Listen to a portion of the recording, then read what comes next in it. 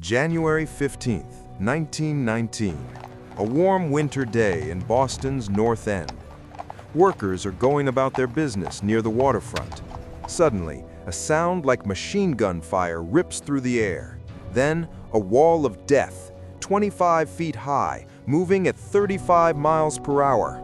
But this isn't water, it's molasses, and it's about to kill 21 people in one of America's strangest disasters. This is the story of the Great Molasses Flood. The Purity Distilling Company had built a massive storage tank in 1915, 50 feet tall and 90 feet in diameter. It held over 2.3 million gallons of molasses, which was used to make rum and industrial alcohol. But from the very beginning, this tank was a disaster waiting to happen.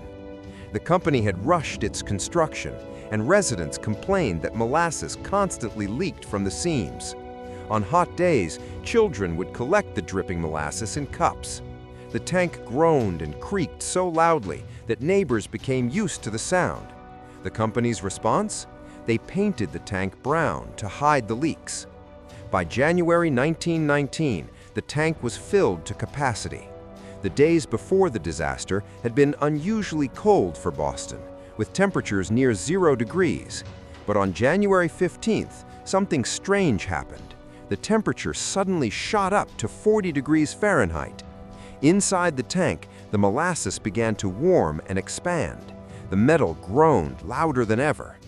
Workers nearby reported hearing rivets popping like gunshots throughout the morning. At the company office, a clerk was eating lunch. He would be one of the last people to see the tank intact, because at 12:30 p.m., the unthinkable happened.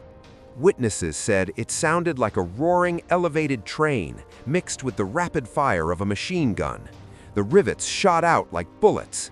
Then the entire side of the tank exploded outward.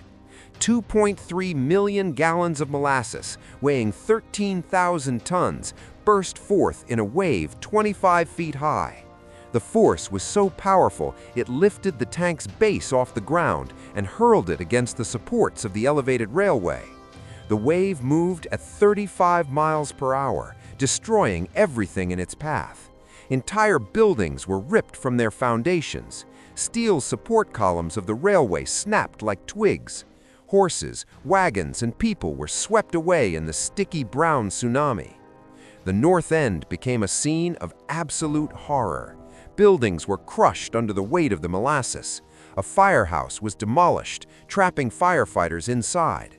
Some victims drowned in the sticky syrup, unable to move or breathe.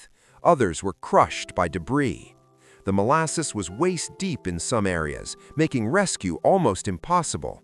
Rescuers had to cut through the hardening molasses with saws. The sweet smell was overwhelming and sickening. One witness described people stuck like flies on flypaper, struggling helplessly. At the Clafferty house, the building collapsed entirely. The mother and son inside were found dead, covered in molasses. In total, 21 people died and 150 were injured. The cleanup took weeks. Workers used salt water from the harbor to wash away the molasses, but the entire harbor turned brown. For months afterward, everything in the North End was sticky: sidewalks, buildings, telephone poles. Residents claimed they could smell molasses in the area for decades. The Boston Post newspaper wrote, "Molasses waist-deep covers the street and swirled and bubbled about the wreckage." Bodies continued to be recovered for days.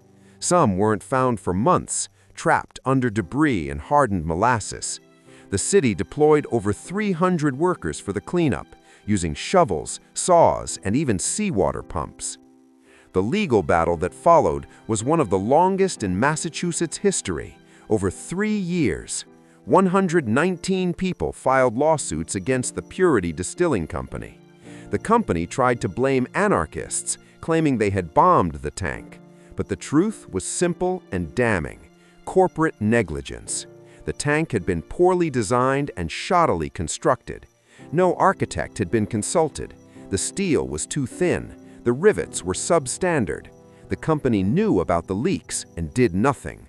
In 1925, the court ruled in favor of the victims, awarding them $628,000, nearly $10 million in today's money. It was one of the first major cases where a corporation was held responsible for such a disaster. Today, a small plaque marks the site of the disaster at Langone Park.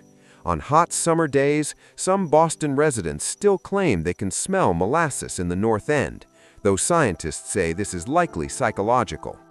But the impact of the Great Molasses Flood was real and lasting.